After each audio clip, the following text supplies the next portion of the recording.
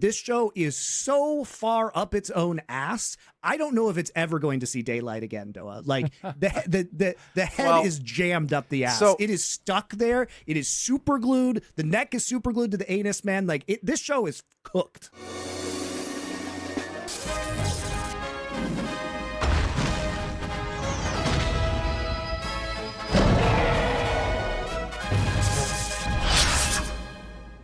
Here on Nerd Legion, we are returning this week with Strange New Worlds. We took a 2-year hiatus. Actually, Doa. Really? Strange New that Worlds long? was, some of our first episodes. It's been almost 2 years since the release of season 2. You're right. This is a show that is proceeding very slowly, especially compared to the Star Trek shows that we grew up with, like Next Gen, DS9, Voyager, that would have 26 episodes a year, every year. Is that for good? 7 years each. I don't know if that's good either.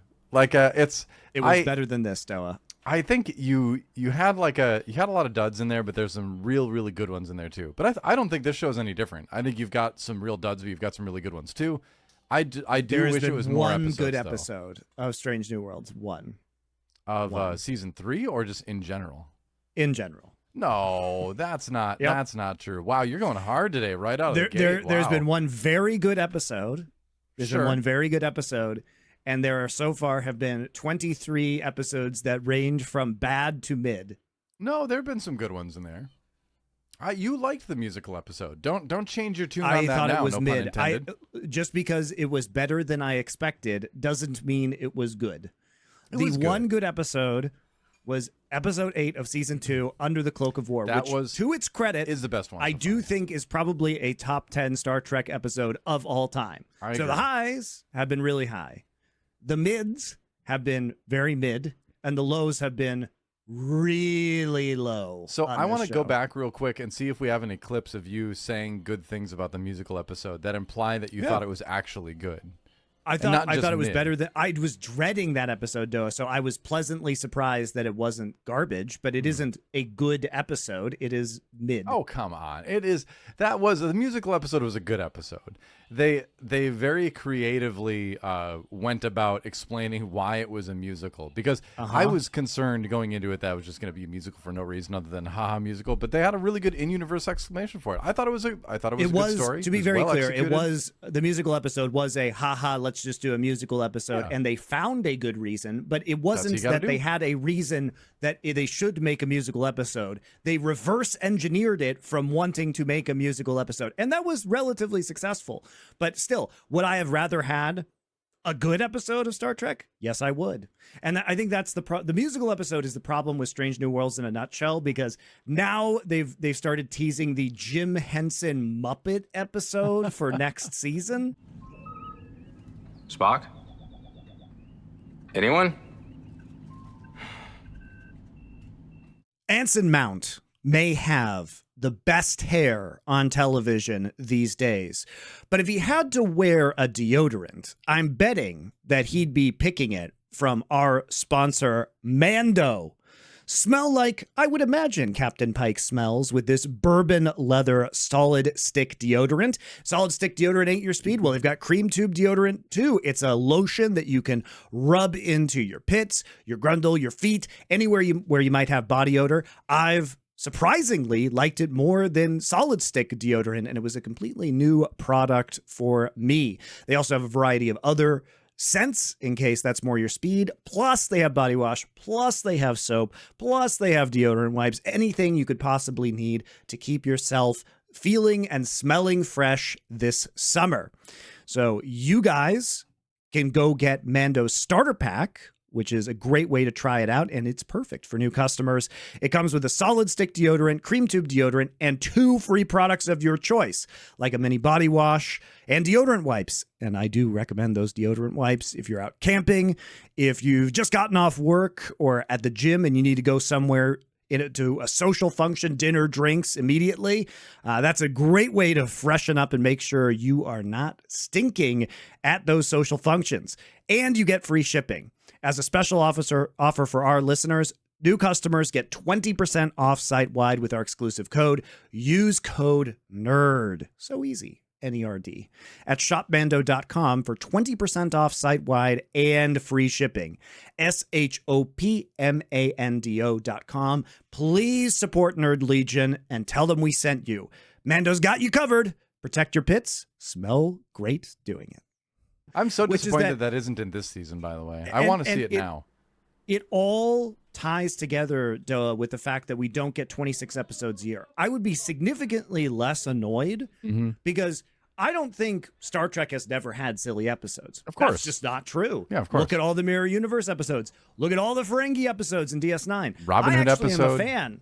I actually am a fan of many of the silly episodes of Star Trek, and I don't really mind the musical episode if there's a lot of other content to balance it out. Sure. The problem with Strange New Worlds is that we have a bunch of episodes that are just becoming increasingly self-referential to Star Trek or to other fictional universes. In this one, which is we'll get to, is very confusing why they would actually just make a Futurama episode in Strange New Worlds. But when you only have 10 episodes and you go on a 2-year break, you can't waste 10% of your show or 20% or 30% on meme content. Okay? Well, I feel like we skipped the entire intro to the episode. So let's do that really quick first. So we're into season 3 of Strange New Worlds. The first 4 episodes have aired, and that is what we'll be talking about today. And that being out there, that's our premise for this episode. We're gonna do the rest of the episodes when they air, I would imagine. But I share your concern in that I feel like before it was like a few episodes a season that were kind of like, here's our theme episode for this, and it's silly and referential, and now it's like kind of all 4 of the first episodes are kind of they're all meme episodes, Noah. Yeah, and I am worried about that. Because I'm like, I do want to see just like good regular Star Trek too, which people talking out problems. That's good regular Star Trek, and this show can do that really well. We've seen that multiple times through season, a little bit in season 1, but a lot in season 2. Among the Lotus Eaters, I thought was really good. Yeah, that one's pretty good. Okay, so maybe there are 20. There are 2 good episodes and 22 mid to bad episodes. And I'll give you Among the Lotus Eaters. That was a good one. As much as we love to hate on Spock Amok from season 1, that one is funny. I will say Charades in season 2 was genuinely funny. Where Spock loses his Vulcan DNA and then he has to do like a dinner party for his future mother-in-law. That was legitimately a But that's another episode. Meme episode, Noah. That's like a Ferengi episode in DS9. It was, right? But this I'm all goes a Ferengi back. episode apologist, man. I can't stand the Ferengi. That's a whole I am an story, apologist for the Ferengi episodes. I know you are. People are like, you should watch DS9, but skip. Here's a list of all the Ferengi episodes so you can skip it. Don't do that. No, you don't skip those. I don't like them, but I do think they're crucial because Quark is like such an integral character, and so is Nog, and is also a very important character. Yeah, Lumpy, whatever his dad's name is, I can't remember. I'm getting the Star Wars Holiday Special. Okay, whatever. But anyway, so yeah, I think my main concern with season 3 so far is that it does seem all theme episodes where it's like, now let's do it's a zombie episode, it's a wacky wedding episode, it's and then we get to the one where it's the holodeck episode, which is fine and expected in Star Trek, although they have to create a reason why the holodeck is in something that happens before, it normally is, right?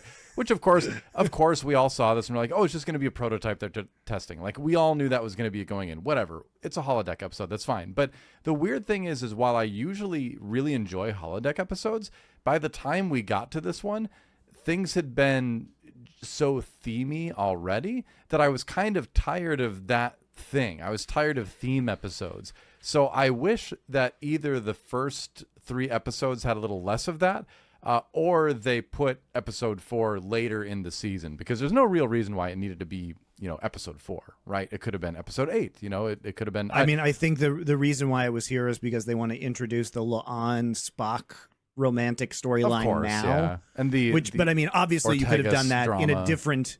Yeah, you could have done that in a different episode that didn't include the holodeck. I agree with that. There are other ways that they could have put that in this episode with a different primary storyline. Because, while I don't think it's like the greatest holiday holodeck episode ever. I don't think it's like terrible either. It just comes at a weird time. I think structurally in the season, that's kind of like it threw me out of it a little bit. I felt like I wasn't allowed to enjoy it the way I wanted to because I felt like we hadn't earned that break yet. Holodeck episodes are like a break from the usual, and this didn't seem like that. It didn't seem like we earned that break yet this season, if that makes sense. Yeah, but I think that's a good point. I agree with that. I look, and for what it's worth, I don't think the holodeck episode is good. I do think it's pretty mid, but it is also the best episode of the first 4 episodes. So in that way, it felt like a welcome relief from the avalanche of shit that I had to endure in the first 3 episodes. So let's talk about the themes we've seen so far, just to kind of set the tone for it. So episode 1 was our space action theme, which, we kind of expected it. Gorn episodes are kind of always that, but they're just like, you're watching it the entire time and you're like, I don't want to watch them do this. I want to watch them talk their problems out, because I think, again, this show does that really well in a way that Star Trek shows have not been able to do for years and years and years. So it seems like a waste when we default to the action stuff. I know this season is also kind of ending a lot of storylines that have been going on for too long. So episode 1 ends the Gorn thing. Like, I'll put them to sleep. They're all asleep now. Great. Which, by the way, you and I are on board with this, because this is as self-referential to Star Trek as Strange New Worlds is. It is also referential to other media. And basically, the Gorn entire plot was both it gets into its biggest problem, Strange New Worlds, when it is both self-referential to Star Trek and referential to other media, where then it feels both derivative of Star Trek and derivative of other science fiction. And that's what the Gorn was, which is that we have these goofy lizard aliens from the original series that have been reimagined and repurposed basically as Alien from the Aliens franchise. Yeah, not very creatively, I gotta say. The cognitive dissonance that is created by that collision is deeply unpleasant. And so you and I hated the Gorn episodes. And we're like, they got to find a way out of here. They did the classic end of season to start of season Star Trek 2-parter cliffhanger, and they immediately got rid of the Gorn, which, to their credit, and we've talked about this before. We're both happy about it. Star Trek there hasn't been a Star Trek show that has really started strong. It usually takes a season or 2 for the writers to find the groove, identify the strengths of their characters, and really get into the meat of the storytelling. People who will look at the first couple seasons of TNG, the first couple seasons of DS9, these are shows that have a lot of bad episodes in the first 2 seasons, and really, I think, struggled. And where we remember them fondly are in the final 5 seasons for the most part. Sure, there are some gems in season 1 and season 2, but almost all of the good episodes and plot lines come out of the final 5 seasons. Darmok and Jalad at Tanagra. That was season 2, wasn't it? In TNG? I think it was season 3, maybe? It was 2 or 3. 2, I don't think. It was 2 or 3. Look it up. Maybe early 3. But either way, it was a good early season episode. Yes. I mean, there are going to be some good episodes. I'm fond of the DS9 episode early on where Jake and Sisko create the Bajoran solar ship and try a trial flight with it. Like they're good episodes. But the issue here is like, okay, so we introduced the Gorn. They realized the Gorn were a mistake, I think, which is why they just got rid of the Gorn, because the Gorn could have continued for years. Oh, I was so worried about that too. Thank God. Concerned. Look, I am not normally a fan of Deus Ex Machinas for obvious reasons, but I was so happy that they just Deus Ex Machina'd the Gorn. They're like, we're just gonna put him into hibernation by solar flare. Okay, good. They're gone forever now. Yes. Thank you. Yep. Thank you, Strange New Worlds writers, for doing that. You realized your mistake. Now, you haven't realized all of your other mistakes yet, which is sad, but at least we got that one out of the way. Sure. Yeah, I mean, I thought as a action piece, it was fine. Sure, it was okay. But mostly when I was watching it, I was kind of just like, all right, this is where we get rid of the Gorn, right? Come on, let's just end the Gorn thing. And then they did at the end, and it was great. But there's still vestiges that remain, like a Gorn flesh deep within our writing bodies, right? Where it's like, Batel is still hanging around, and she's got the annoying Gorn thing, and like Ortegas is like traumatized by the Gorn stuff, and that's causing problems. So it's like, I wish we could have just fully left the Gorn behind and found drama elsewhere, but it's still kind of around a little bit. It is, but I think the Batel Gorn synthesis thing that they're doing could end up being interesting. Maybe. Because it's not the Gorn coming back. It's about, there could be an interesting plot line where she is a human Gorn hybrid that they could explore in interesting ways, especially because genetic modification in the Federation is illegal. So that brings into, is she capable of being a Starfleet commander or Starfleet captain? There are ways you could toy with this, I think. That I'll probably just end up having to like send her out an airlock and explode her in space or something, though. Like, and Pike's gonna be very upset about it. Like, if it doesn't go that direction, I will be a little bit surprised. Which I don't want it to go in that direction. I would rather have it be more of what you mentioned, where it's kind of an exploration of all that. Because if there's anything we've learned about Pike's Enterprise, is that there are no rules. Break them whenever you want. As long as Starfleet doesn't find out, it's cool. It's like, or even you're encouraged by Starfleet to break the rules, which is another one where look, Admiral April, I gotta say, this guy is the most incompetent officer in Starfleet history. We've seen him just like have his orders disobeyed constantly. He then basically just tells them to do whatever they want and to disobey his orders again in order to stop the Gorn threat.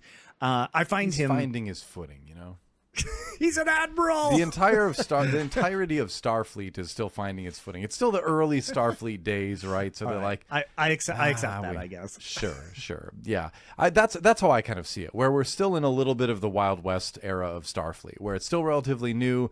It's not as rigid as it is in like the Next Generation, And so I'm willing to give it a little bit of a pass. But it is funny how after we've had other captains like Picard, Pike is just like, all right, let's just do it. Don't tell anyone, which I kind of love. I like that he's a very different captain, from the other captains we've had, which I think is one of the strengths of the show, frankly, where I think in my mind, he's established as a captain, I would put up there with the other captains in the other Star Trek shows, where they're unique enough, they're interesting enough, they're fun enough.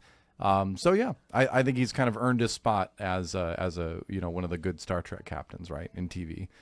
So that's cool, at least, that we've gotten to that point. And I feel like we've gotten to a similar point with a lot of the characters on the show, just in general, where they've been around long enough. We're starting to get comfortable enough with them that you can do very subtle things with them. You can do a lot of fun stuff with them because we know those characters so well. Seasons 3 and 4 is where that really should start to take off, but it was already really showing in season 2. So I'm happy that that's there too.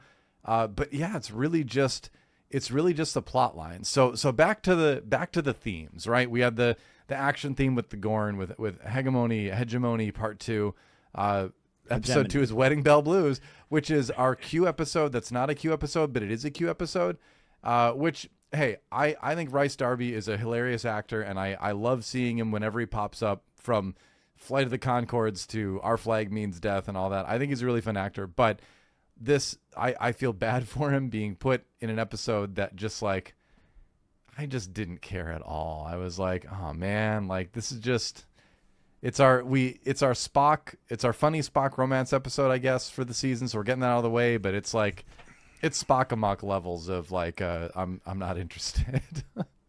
Doa, this is another problem, just like the Gorn episode, where it is both self-referential and referential to other forms of media in the worst possible ways. No, I haven't seen Futurama. So when you told me this, I was like, oh, really? And then I went and I didn't watch the episode, but I looked into the episode you talked about, and I was like, oh, wow, it is quite similar, actually. So this is a direct rip of a Futurama episode, which is a spoof on Star Trek. So to get this straight, real Star Trek is now making storylines that are identical to satires of Star Trek, which then makes this, by the transitive property, a satire of itself. Do you feel this was intentionally referencing the Futurama episode? Yes, it had to be, right? It must be. And the reason why is because the Futurama episode goes like this. It's called Where No Fan Has Gone Before. The plot line is as follows. The cast of the original series, many of whom are the voice actors in this episode. So they have the original was cast, amazing to see. many of the original members of Star Trek in this episode. The cast of the original series goes to an alien world where a powerful energy being is basically enacting a fan fiction using the characters, because the all-powerful being is a fan of Star Trek. So with the actors, he is forcing them to read scripts that he has written. And at the end of the episode, we find out that the omnipotent being is a child and is scolded by its mother for controlling the humans and is forced to release them. In this episode of Strange New Worlds, it is a Q episode. Is Q mentioned at any point in time? No. No, because nobody knows about him yet. But as a viewer, Doa, if you were not such a hardcore Star Trek fan that you can recognize John Delancey's voice at the end as he appears as a ball of light energy being, you don't even know, as a Star Trek fan, that this is a Q episode. You suspect it's a Q episode given what happens. Well, you know immediately because of the things Rice Darby's character is doing. Sure. I mean, I just sat there and asked myself, I was asked out loud, is this just a Q episode? Yeah, I have that in my notes immediately. You can't use Q because John Delancey is old. So you can't show John Delancey. You still haven't seen Picard season 3, have you? No. There's a ton of Q in there. It's weird, though, because he's old. Yeah, but that becomes part of the story. But anyway. He can be old because it's after TNG. Yeah. And he could be appearing in a way that's consistent with Picard's and the rest of the crew's age. Sure. He can't appear old prior to the original series. That's why he's just a ball of light. Yeah, easy. That's why he's a ball of light. So I accept that he can appear old in Picard. He cannot appear old in this for obvious reasons. So okay. So here's no, I'm not done. Okay. And they don't probably have the budget to like Harrison Ford, Indiana Jones de-age him, and obviously that would be terrible. But the point is that this is an episode that is a 1-for-1 copy of a Futurama episode where a omnipotent child being is playing with toys and is enacting a fan fiction of getting Chapel and Spock married, and then is reprimanded by the omnipotent being's parent. It is the exact same thing. And if you are not a fan of Star Trek and you came into this, there is no explanation at all about what was going on. And even if you are a fan, unless you specifically recall that Q exists, and Q outside of Picard season 3 has not been in a Star Trek show to my knowledge since Voyager. And even then it was Q was very sparingly put in Voyager and very sparingly put in DS9. And so almost all of the Q content is in TNG. He's a fan favorite character though. Like, so you really would have to be. This is what I'm talking about. Is that to not get it? This show, Strange New Worlds, is just becoming self-referential Star Trek for Star Trek fans. Which we already have Lower Decks for that, right? Which I'm not a big fan of. And it's already tied into Lower Decks. It already spent a bunch of time doing a Lower Decks crossover. Now we have a Q episode where Q is not explained. And so if you are a new fan, how the hell would you know what was going on in this episode? And if you know Star Trek and you know Futurama, this is so cringe because they waste an entire episode. They waste 10% of the season on nonsense about Q. Q is only there to create self-referential content to make fans feel good. There isn't a lesson that is learned in this episode. There isn't a theme. There isn't character development the theme that occurs in this episode. The theme is Spock romance episode. That's the theme, because we get at least one of those per season. So we got 2 in the first 4. I mean, I wouldn't really call number 4 a Spock romance. It is an episode. How many Spock romances do we need? It is an episode where there's romance that involves Spock, but the episode 4 is not an episode that revolves specifically around Spock's romances. So no, I disagree. I think episode 2 is a Spock romance episode, and it served to like end the Nurse Chapel, off and on kind of thing. So I saw that and I was like, okay, so they're ending that storyline as well from the first 2 seasons. We're moving on from that apparently too. Okay. So, but the episode itself, again, was not very interesting. And I guess it was just supposed to be funny, apparently, where the scientist was like, oh, my brain is too big to be affected. But if you're a Star Trek fan and you know how the Q stuff works, it doesn't matter how big your brain is. The Qs are like the Q continuum, the Q collective. I'm trying to remember continuum, Q continuum. Right? They are like literal gods, right? So yes. you can't like have a brain that's too big to be affected by omniscient and omnipotent. Yeah. You can't do anything. Yeah. So that part of it, I was like, well, okay, so is this not a Q episode, or is that just supposed to be kind of like funny? It didn't land for me. So yeah, that was, I think that personally, I think was the worst episode of the first 4 so far. Then we go, do you have anything else to add? But I'm just saying, the first 2 episodes were Alien ripoff with self-referential Star Trek, and then the next one was Futurama ripoff with self-referential Star Trek. It's just getting so fucking old, Doa. Yeah. Well, this is what we're talking about the entire time, where it's like, we need more of them to just be genuine and tell new stories and let these characters breathe and be themselves, because this show really excels when it does that.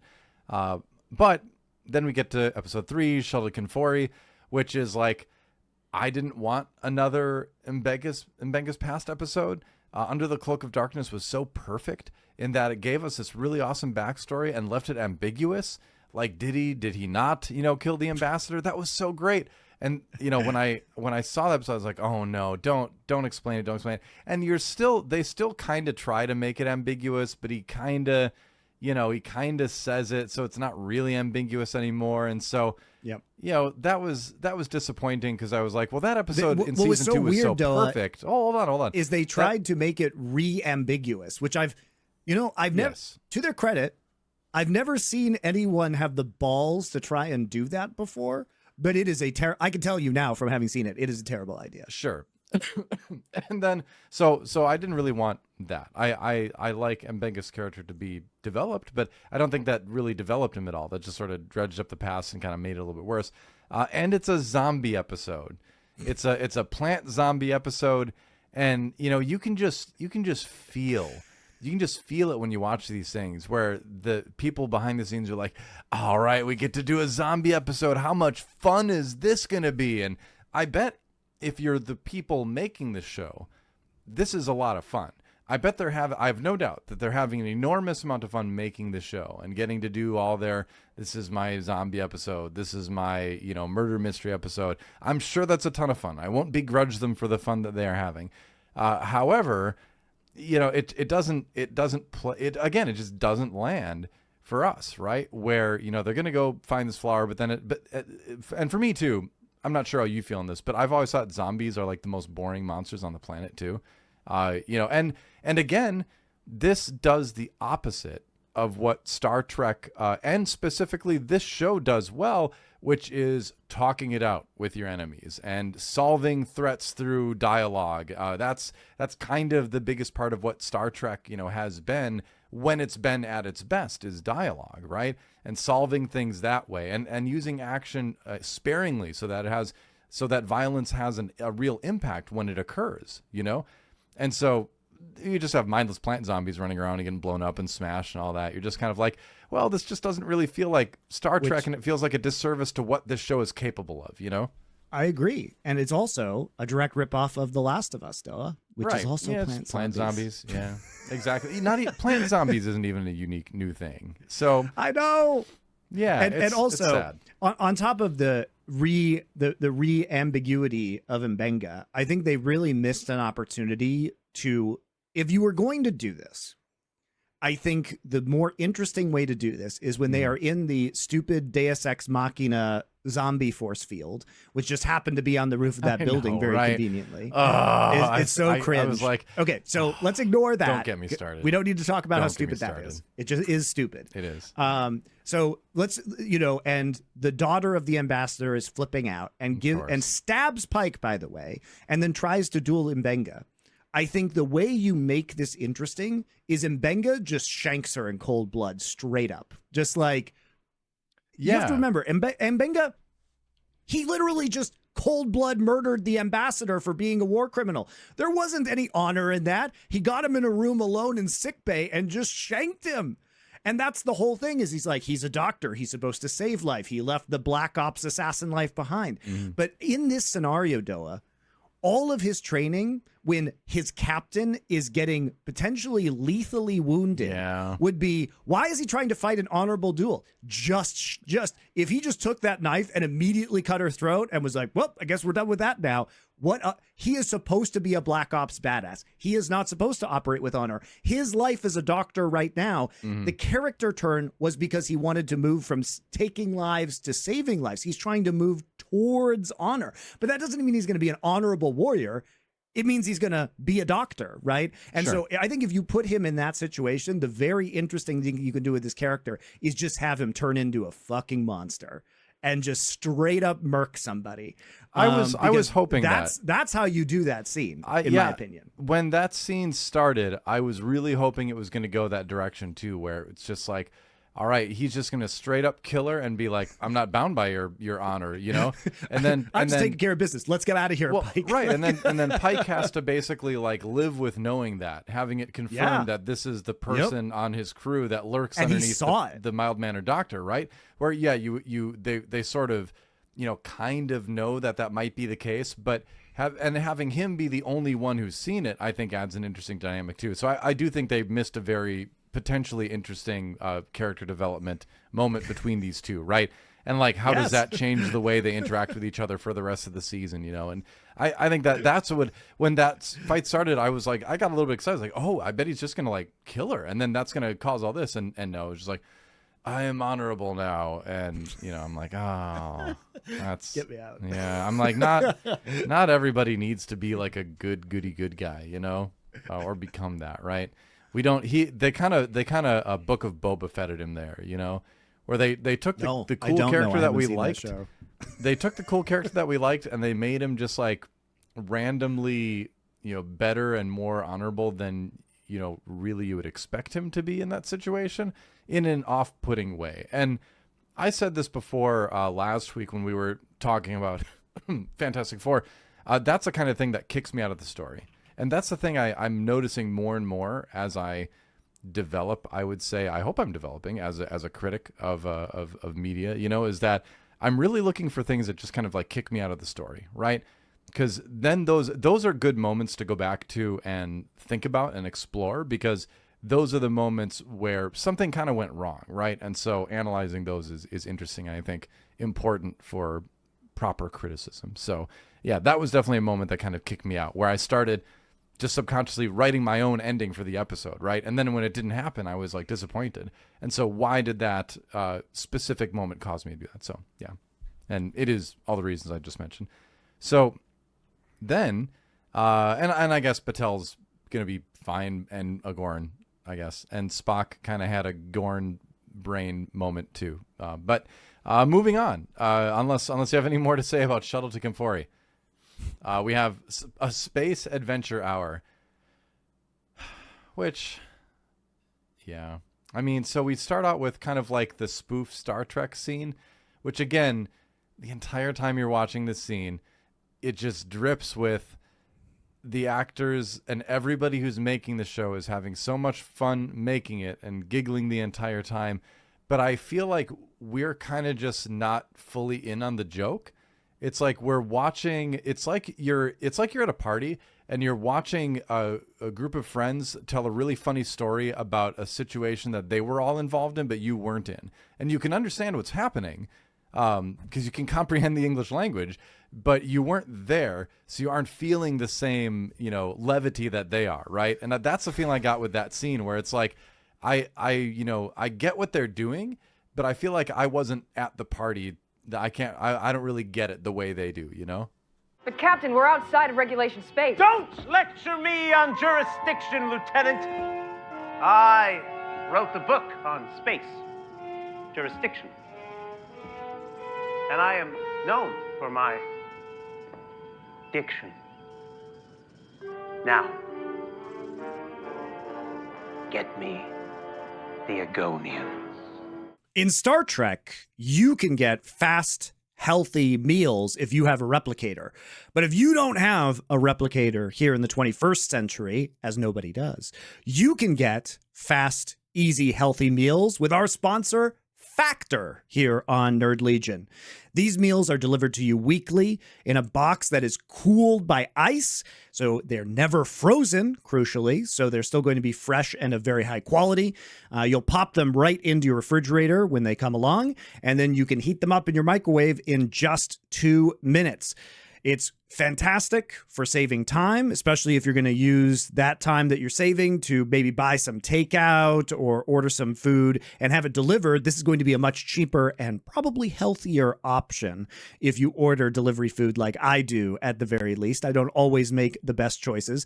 Plus, they're all chef-crafted, dietitian-approved meals. You can get options like Calorie Smart, Protein Plus, keto, vegetarian, and more. So we've got a lot of options that switch every single week as well. So you have tons of variety and you won't be stuck eating the same food. Plus, you can pause it at any time if you happen to go on vacation or you just need a break. So it makes it very easy once you log into their website. Food's great. I've had it quite a few times myself. Get started at factormeals.com/nerdlegion50 off. That's 50 off. And use code nerdlegion50 off to get 50% off plus free shipping on your first box. That's code nerdlegion50 off at factormeals.com/nerdlegion50 off for 50% off plus free shipping. factormeals.com/nerdlegion50 off. Yeah, and this is, by the way, just like episode 2 was Star Trek copying a satire of Star Trek, this is now so meta and self-referential to Star Trek. Yeah. It is now Star Trek making a satire of Star Trek inside a fictional universe. So it's actually a frame narrative of a murder mystery set in a satire of Star Trek, with a character who is Kirk, Captain Kirk, doing a satire of the original series, pretending to be William Shatner. Doing an intentionally bad version. Shatner impression. Yeah. Correct. So, like, this is so mind-bendingly meta, and not in a way where I feel as though I am learning anything about Star Trek or scratching deeper themes. Let's take a backseat. There have been really good satires of Star Trek. Galaxy Quest yep. is fantastic. Yeah.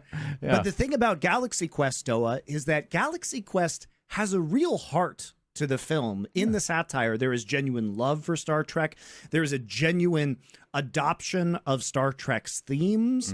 It is quite revealing about Star Trek in many ways and upholds many of the values of inspiring people to become better people or to have adventures in space and to boldly go, right? That's the whole point, is that the show that was a satire of Star Trek got beamed to some aliens and inspired them, which is a wonderful thing. Yeah. This doesn't do that. It literally is just a satire. It's a cheap satire of Star Trek, just to satirize Star Trek with no deeper meaning. Did it feel mean to you? It actually felt kind of mean to me. That like, and I know it wasn't done in a mean-spirited way. I know that wasn't the intention, but it felt mean to me in that it was just straight up making fun of Star Trek without any meaning behind it, you know? That's what I'm saying. Yeah, and so that's when I think about it more, that's what really like put me off the most, is it just kind of felt a little bit mean, you know?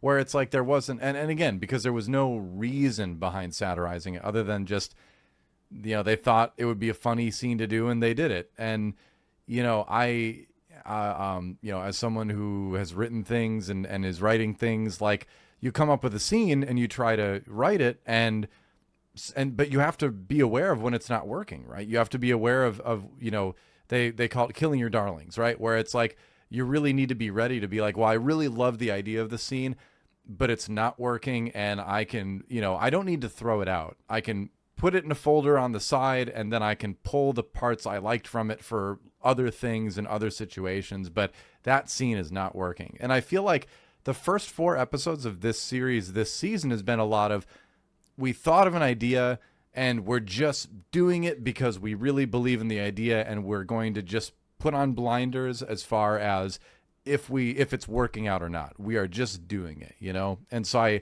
I'd like to see a little less glee in the concept and a little bit more awareness of how the execution is actually Glee. happening. It's a musical show. Glee? And they already did the Glee episode of Star Trek Strange New Worlds. You're right. The Glee and the concept of that episode, I did like. I've never actually seen Glee. I feel like I've seen enough musicals in my day, but like, yeah. So I've never watched that. But like, I see what I'm picking up what you're putting down, and you're not wrong. But yeah, the phrase "high on your own supply" I think is applicable here. They are so high on their own supply right now. Where and they're also high on everyone else's supply. To be clear, yeah, they're high on the zombie supply. They're high on the Futurama supply. They're high on the Alien supply. They're high on everyone's supply, and then they're high on the Star Trek supply. And look, it's Jonathan becoming Frakes, concept above all. Concept above writing. Yeah, and then Jonathan Frakes directs this episode, and then in probably one of the weirdest things I've seen in Star Trek. So remember, this is a holodeck episode. Mm-hmm. So it's a frame narrative that there is a murder mystery party that contains the writers, producers, agents, actors in The Last Frontier, which is a parody of the original series. Sure. Okay. And then inside of this, at the end of the episode, they put in bloopers from the fake show. And inside those bloopers, they do Jonathan Frakes does a self-referential nod to the Riker maneuver, which is how he would swing his legs over the back of chairs. I had no problem with that. Next Gen. Jesus Christ, I was trying to get my leg over. Can someone fix the chair, please? I can't work open the door. But Doa, the problem is that in isolation, you're right. That's fine, and it's kind of funny. In the context of which it is in, which is like 3 layers of meta deep, because remember, it's a holodeck episode, which is self-referential to other Star Trek, and it also breaks the rules of Star Trek because they're not supposed to have this technology until Next Gen. Okay, prototype. So then we get into the holodeck, and then inside the holodeck is a fictional TV show. And inside the fictional TV show are fictional bloopers, and those fictional bloopers now refer to not even bloopers in Next Gen, just an inside fan joke in Next Gen. And at this point, this show is so far up its own ass, I don't know if it's ever going to see daylight again, Doa. Like, the head is jammed up the ass. So, it is stuck there. It is super glued. The neck is super glued to the anus, man. Like, this show is cooked. I did like that they ended that episode the only way you could possibly end that episode. They did what they were supposed to do, which is say, we basically recommend that this technology is not used on any starship basically ever. Of course. Which again, I was worried that they weren't going to, and they were trying to try to explain it some other way and have it be a permanent thing on the show, but like, so they could do more. But I do like that they came to the conclusion that we all did, where it's like, we'll never use this again, basically. So I'm glad that they at least did that. But yeah, I mean, as far as the murder mystery stuff itself goes, whatever. It was not a terribly gripping story, obviously. It was just a kind of a cookie cutter little, but again, the story isn't the point. The point is everyone who's making the show is having a ton of fun doing it. But again, where does that leave us? I'm happy for them. I'm very happy for them that they're having a great time making the show. I would hope that everyone making shows like this is just so masturbatory, though. It's so unbelievably masturbatory. It is getting to that point where it's like, okay, let's dial it back and do some real episodes here, okay? And maybe they would say if they could talk to me right now, they would say, well, we did do real episodes. We did episode 1 and episode 3. Were more quote unquote real episodes. And I was like, not really. It's a zombie episode, and sure, you've got your action episode or whatever. But again, the most disappointing thing throughout all of this is that we know the show is capable of putting out some of the very best Star Trek we've ever seen. It's so frustrating. I like the cast too. The cast is great. The acting is great. I will get into some good things. I agree with your entire point. The potential of the show is mega, and that's why it's so frustrating. Is because it doesn't have to be masturbatory, but it just is for no reason. And when you look at the cast, the characters that they've got, in fact, they've even realized. The writers and the directors have even realized some of the gems they have in this cast. Mega shout out to Ethan Peck, who is absolutely incredible, crushing it as Spock. Yeah. And, I bet that they didn't plan on having this much focus on Spock and all of the weird Spock romances, looking into early Spock and his struggles with being half human and what that means. And I think they're doing actually a really good job of showing us a younger version of Spock. And also some of the funniest moments have come because of Spock. The memes that we've talked about in previous episodes of him, whenever they have problems with the Klingons, they just send Spock to go get drunk with them. Those are funny, man. Those are funny. We need more of that. Yeah. The charades episode is legitimately very funny. They're having a great time with Spock romance. They're having a great time with Spock fish out of water. Ethan Peck is so good. Well, I think at about this part. those old scientists, that episode too, where throughout the episode, Boimler is freaked out by the way that Spock is smiling in this really creepy way, and it fits the series, right? Because we know that he's just happy that he's dating, he's dating the Doctor, and things are going great, but Boimler's super weirded out because that's not how Spock is in any of the history books and all that, and so it adds to the whole time shenanigans. So. Yeah, and again, he delivers on that. I think Anson Mount is great as Captain Pike. Not only is his hair a source of great envy for me, but also, his, like I said, to me, he's a great captain, in the pantheon of Star Trek captains at this point. I love the way that character's portrayed. I think he stands alone and is unique, but, still has a lot of those qualities you want to see in a Starfleet captain. The loyalty to the crew, the loyalty to goodness overall, and so that's great, right? And man, you could just go through and list the entire cast. I think they're all awesome. Yeah, they're all good. This show is and I've only seen Good Will Hunting one time, so if I mess this up, let me know. But I feel like I've seen them write the insane complex equations on the chalkboard and get it right, but then why don't they just, why can't they just capitalize on that, right? Why do they have to go back and do all that other dumb stuff? They're capable of doing incredible work. Why hold yourself back? Why are we just jamming so many meme episodes into this? We're now 40% of the way through this season and we haven't had an original idea yet. Yeah. It's fucking sad. Yeah. I understand that you want to be referential for the fans and here's our holodeck episode and lol, it's all the holodeck tropes that you've seen. The safeties are off. We have to complete the program. It's a murder mystery. Here's all the actors in zany new parts, which by the way, I love about Star Trek. So I'm not even complaining about that. Yeah, it's part fun of to the see fun them of do Star that. Trek is seeing good actors have fun and chew up the scenery in these different roles. Yeah. It's why we like the Mirror Universe episodes. It's why, and it also allows you to say really profound things. So for example, the DS9 episode Far Beyond the Stars is probably one of the episodes that people would say is one of the best DS9 episodes. That's one where Sisko's a writer, right? Yes, that's the one where he's a writer in the 60s. Yeah. And they take all of the characters and they play with the entire concept of the show and say, is this actually Sisko's writing, sci-fi writing in the 60s? That is the whole show. Is the show itself just the product of the 60s author Sisko writing the show and struggling with the racism of the period? It's a fantastic show that really attacks a lot of themes and has all of the actors out of their usual makeup. So we get to see Michael Dorn and Jeffrey Combs without their usual, Klingon and Vorta makeup on. And we get to really enjoy them as actors and performers in different roles. Just like in all of the next gen holodeck episodes, we get to see them playing characters. We get to see it at the beginning of Star Trek Generations, where they're on a Napoleonic era British, ship of war. Get some great Picard singing in that scene.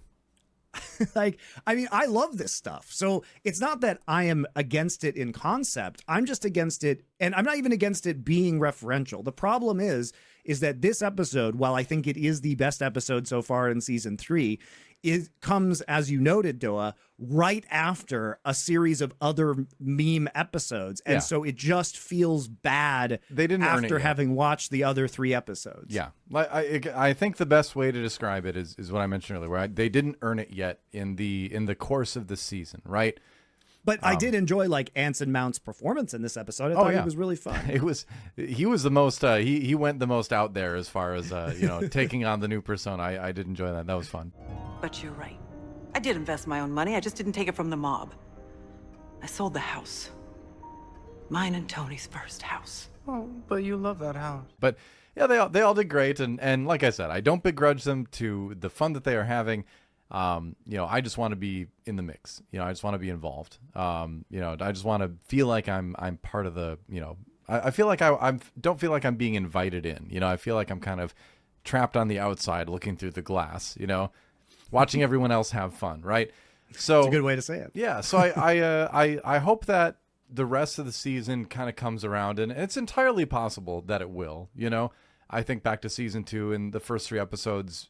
If I recall, weren't the strongest, and then episode 4 was among the Lotus Eaters, and then I think it really took off because it's like that into I think that goes right into the charades, and so yeah, episode 2 had a lot of great episodes in my opinion, but episode 3 is off to a little bit of a rough start, but hopefully the last 2/3 or so of the season is better. I don't know. I mean, I think the other frustrating thing is we had to wait 2 years for this. Yeah, it's like seriously. What the fuck were these people doing? Why is 2 years for these opening 4 episodes? Really? Yeah, that does concern me too. I don't.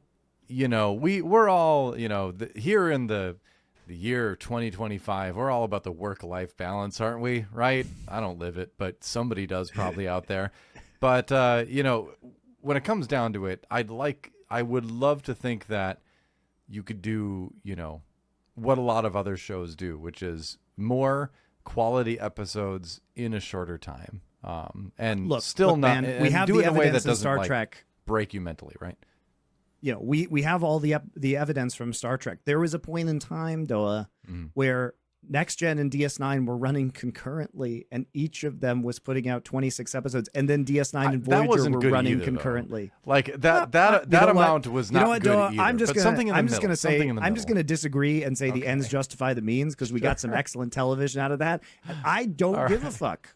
I don't give a fuck that Michael Dorn spent 10 years of his life having to spend 5 hours to make 26 episodes a year as Worf. I don't care. He did a great job. I love Michael Dorn. Thank you, Michael Dorn, for your sacrifice. You made some good TV. I appreciate that it probably sucked a lot to do that, but it was worth it. It was worth it for me.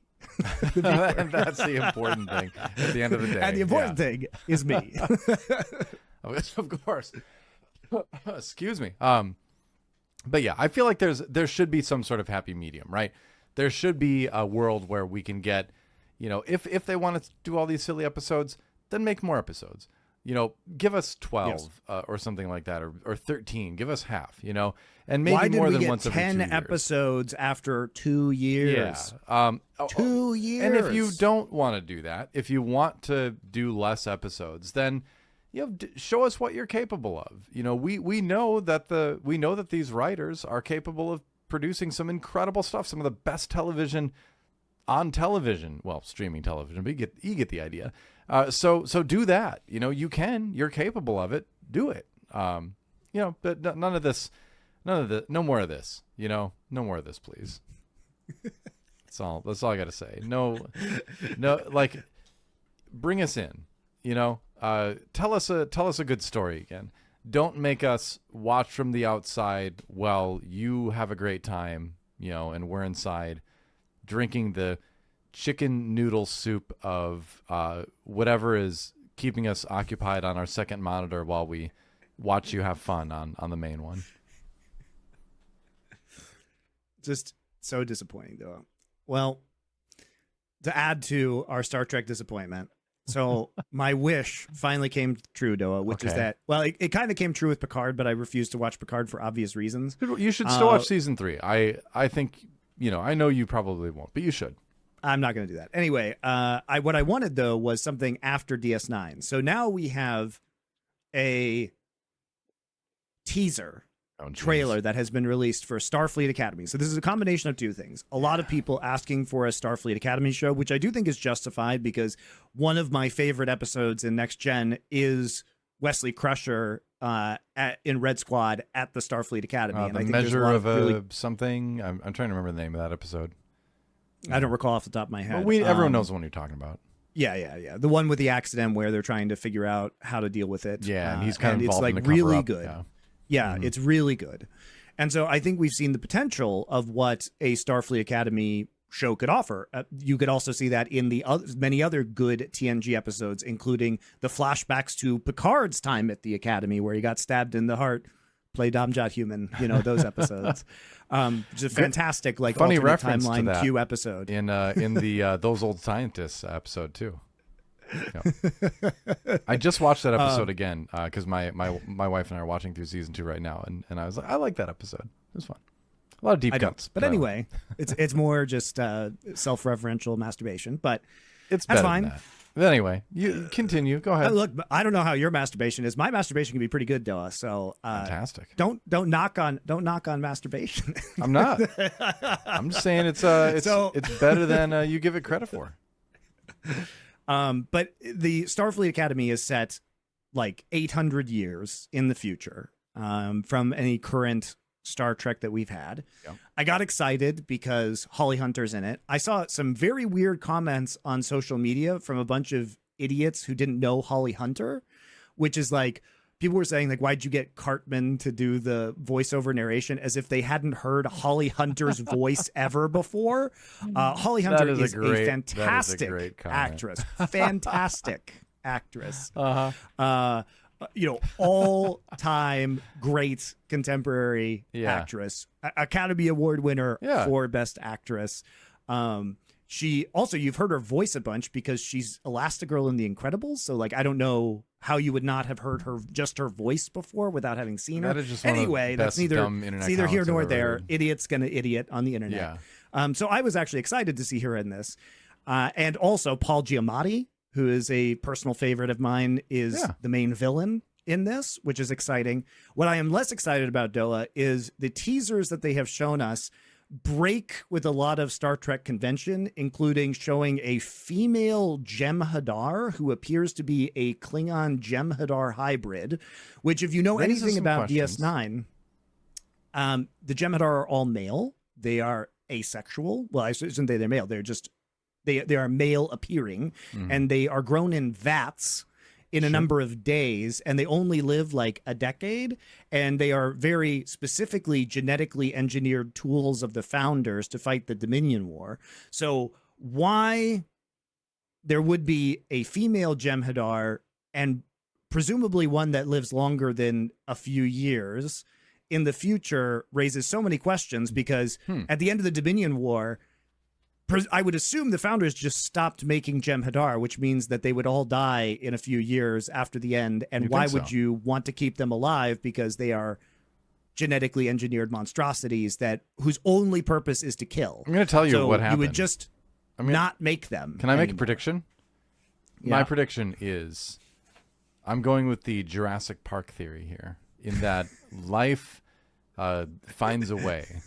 Oh boy. And so when they were faced with their own demise as a sort of species, they grew the necessary parts and began to procreate. Yeah, they had frog DNA in them, turns out. Or maybe they were part founder and they were Klingons. just changeling DNA. Maybe they have changeling DNA, Doe. You want to bet that one? That might be one. Or Klingons just took the technology and used it for sex. I mean, also the Klingons hate the Jem'Hadar, so it also... Because the Jem'Hadar are the mirror versions of the Klingons, except they fight without honor, right? So, I mean, there's a lot of problems. And my question, Doa, is like, this is self-referential to Star Trek in a way that can't really be explained. And I think a big problem is instead of Star Trek doing what Star Trek does, which is explore strange new worlds, what we are doing is just creating callbacks to worlds we've already explored. If you need a new character hundreds of years into the future, just make a new alien. Doa, in DS9, when they needed an alien to be the foot soldiers of the Dominion in the Dominion War, you know what they did? Literally made them. They created the Jem'Hadar. Yeah. For a purpose. It's and a thematic point. reason in that show. So why can't you just make a new alien centuries in the future that doesn't raise all kinds of questions from your most loyal fans? Well, here's why, Monty. I have the answer for you. Here's the answer: is there's only so many ways you can take a person and make their face bumpy in a way you haven't made it bumpy before, because that is 99% of Star Trek aliens, just regular people. I can bumpy make this heads trailer in some more way. interesting for you instantly. You know how? How? Just make them half Cardassian, half Klingon. Oh, yeah. No, you're right. That would be interesting. Are the Cardassians part of the Federation now? Are the Klingons part of the Federation now? Have the Cardassians, as we saw towards the end of DS9, moved away from their insane fascism? Have quite they far enough in become? the future? Yeah. Look, I did it. It was so easy using existing aliens. It was so easy, though. Why is it Jem'Hadar? Could we still have a little bit of tension between the Bajoran Academy student and the half Klingon, half Cardassian Academy student, perhaps? But yes. But it does feel like I like your point that you made earlier, where it does still feel like, despite the fact that we're in the future of the universe, it feels like we're still very much looking backwards. Exactly. And so that I hadn't thought of it that way, and that is an interesting point. While I don't have a problem with the idea of a Starfleet Academy show in principle. Why set it far in the future if you're only going to look backwards? Why not just set it during the TNG era or something, right? So you can have this base of familiarity from which you can do a lot of unique things, right? Where now not only do we need to learn about the world that the world in the general sense of the universe has become, but we've got the added story / world building burden of whatever new tales and plot lines are going to introduce. So it kind of does add an extra little barrier of entry, extra little bit to the learning curve for the show. So yeah, I don't know. Well, it's also Doa that I think what TNG and DS9 and Voyager did by advancing the timeline slowly from the original series up until the end of Voyager. I mean, I hate the end of Voyager, but we can ignore that. Is conceptually what they did was they actually did explore strange new worlds and discover new civilizations. And that's why, when they introduce basically, the concept of DS9 is, okay, well, it's not a ship, it's a star base, and it's basically a Wild West outpost at the edge of the galaxy. Super cool. And it's super cool. And then also, wait, we discovered a wormhole that now we are in a different place that we've never been to before, and there's a huge new threat there. In Voyager, they get slingshotted out into the Delta Quadrant and spend 7 years coming back home, but this is Borg space. They're encountering all of these aliens that they had never seen before. And so they were constantly introducing new things in these shows that were exciting and kept things fresh.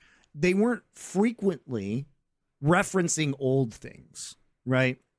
Sure, you certainly got the Ferengis from TNG fleshed out in DS9 in a way that they weren't before. They were just kind of, one-dimensional greedy beings in TNG, and they got a lot more depth in DS9.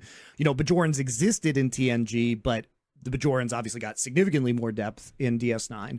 But it's not like we don't need more depth to Jem'Hadar. The Jem'Hadar are not deep. They are a tool. They are a weapon, right? And there's nothing to explore there. But what you're going to do, what they must do now, is somehow say, oh, well, all of these interesting things that we're not going to see happened. Yeah. No, you're right. I mean, that is kind of one of the necessary parts of doing world building where you're far in the future is, the assumption that a lot of stuff occurred. And so incorporating that into the premise for your show, again, there's going to be, I wonder how they're going to do that, because it feels like there's going to be a lot of catch up for viewers. Look, I'm hopeful. There are things you could do. Sure. For example, 800 years, hundreds of years in the future, however many hundreds of years it is, I think it's 800, is what happens with data and androids. Oh, yeah. You could do some really cool stuff with that. Data's where you still could say, kicking around? wow, Oh, wait, no, look he's at, not. But look at how android technology has advanced in the intervening time period. You could do things with synthetic human rights. There's a lot of cool explanation that also in the age of AI that we're currently in right now could be really applicable to the modern world. Oh, yeah. There's tons of really cool stuff you could do, I think. And I hope they do that. Like, I'm not writing this show off because there's a Jem'Hadar in the trailer. I'm just saying that the Jem'Hadar in the trailer is a harbinger of doom that is difficult to ignore. it is given the potential state of Strange New Worlds and how self-referential to Star Trek Strange New Worlds is. It makes me very concerned that this show is going to be the same shit. Yeah, I wonder. Because you'd think being an Academy kind of show, you'd be a little bit on the lighter tone. Maybe not. Who knows? But one would possibly, I would say it'd be pretty easy to surmise that's the direction we're going, right? You're not going to do a schoolyard Star Trek and make it darker and grittier than like your other stuff, right? So, yeah, it doesn't have to be darker and grittier. It just has to be interesting. But I'm saying I just don't think it will be, right? So if it's trending towards being fun and more light, then it's also trending towards being more silly and, hey, everybody's got their own holodeck in their, dorm room. Oh boy, the shenanigans. So, yeah, I mean, like, we'll see. I just like with anything Star Wars, I won't write it off until I check it out. I'm not going to be like, oh, this thing happened in the trailer, I'm never going to watch it. I'm going to watch it. I'm going to check it out. And then I'll make my judgment, will I want to keep watching it? Will I not? And I think if you're a fan of Trek, you should probably do that too. I don't know if we're going to talk about it on the show or not. We might just not. But if it's good enough, maybe we will. But what's the bar? We will. What's the bar for us right now? I don't know anymore. Sure we will. I don't know anymore. What do we got? Well, back to Strange New Worlds for one last little moment. Strange New Worlds people, if you're listening, which we do know once in a while, people from these shows do tune in and hear the podcast, and if you are, know that I believe in the incredible ceiling of your show's potential, and so let's try to at least raise the floor a little bit higher, because right now the ceiling is incredibly high, but the floor is a little bit too low. Let's at least subterranean, one might say. That's a Fantastic Four reference. Subterranea. Anyway, we know the heights you can go. Go to those heights as much as possible. If you cannot, raise the floor, please. That's all I got to say. Other than that, I really, again, I love this show. I was a bit disappointed by the first 4 episodes this season, but I still really like that I just have no idea what's going to happen episode to episode. Love the acting, love all the characters, and I know they're capable of making great episodes, so I just hope we get more of that. Show is bad, and it should feel bad. Just not good. I really wanted this to be good. I got so pumped up at the end of the last season because it was trending in such a good direction. And then they just come out after 2 years with just slop, man. It's not encouraging, is it? We'll see. We'll see what happens. That's all. I mean, the next 6 episodes, it is equally likely that we come back for our second episode on Strange New World Season 3 and say it's some of the best Star Trek we've ever seen, as it is some of the worst Star Trek we've ever seen. Like it is an actual 50-50 It is a mystery flip. Box. It is. Yeah. And I do love that. But here's the problem with the mystery box, Stella. If I want a Star Trek mystery box, I'm not gonna pick the mystery box. I'm gonna pick the box I know that's good, which is TNG and DS9. Yeah. There's nothing. There's TNG. basically no reason to watch this show if you haven't seen the good versions of Star Trek, because your time is just way better spent watching Next Gen or DS9, and that's just how it is. Yeah. Which, if you haven't seen TNG and DS9, wow. I mean, go back and watch TNG and then watch DS9. So good. Just get ready for some wacky episodes here and there. But Sure, but it's forgivable because Yeah. they're 40 minutes long and there's 26 episodes of season. Isn't and there the- you know what? the You can just skip it. my mind immediately goes to the TNG season 1 where the whole crew just gets drunk and just does it with each other. That's the episode. That's look, our there's some episode. wacky ones even in later seasons. The one where Right. they all turn into kids. I mean, come on. Which again, this is all endearing at this point because of such great heights again that the show got to otherwise. So, yeah. Yes, agreed. Long So live Star Trek. next week, Alien Earth. Oh boy. The first 2 episodes are out, and I must admit, Noah, Yeah. I'm kind of getting excited. Do you know that why? Last trailer was 'Cause pretty good. The early ahead. reviews Yeah. have started to come out, and people are saying it's excellent, and that Ooh. it is the Andor of aliens is Oh. the phrase that's being thrown around now. Okay. I immediately don't trust that because I think it's way too easy to now just be like, if something is mediocre, to be like, it's the Andor of this, it's the Andor of that. I mean, how long have we heard it's the Game of Thrones of X, right? So I don't. It's the Dark Souls of whatever. I'm putting Yes, I know. exactly negative 1,000 stock into that statement right now. But telling I'm you just that. saying the reviews have been good. All right. And the first 2 episodes are coming out, so we will take a look at that. Usually we don't go in with just a couple episodes, but I Sure. think this one is probably worth it. Yeah. Well, the reviews have been good, but our reviews have generally been more critical than most outlets, I would say. So I think we liked Alien Romulus significantly less than most people. We keep And, it real. No, What I can I think you say? came We up keep with it the real. perfect description for it, which was just that it's a theme park ride through Alien and Aliens, It is. which was entirely accurate. Stay by the away way. from her, entirely you- accurate. It was brilliant criticism, I think. The bitch.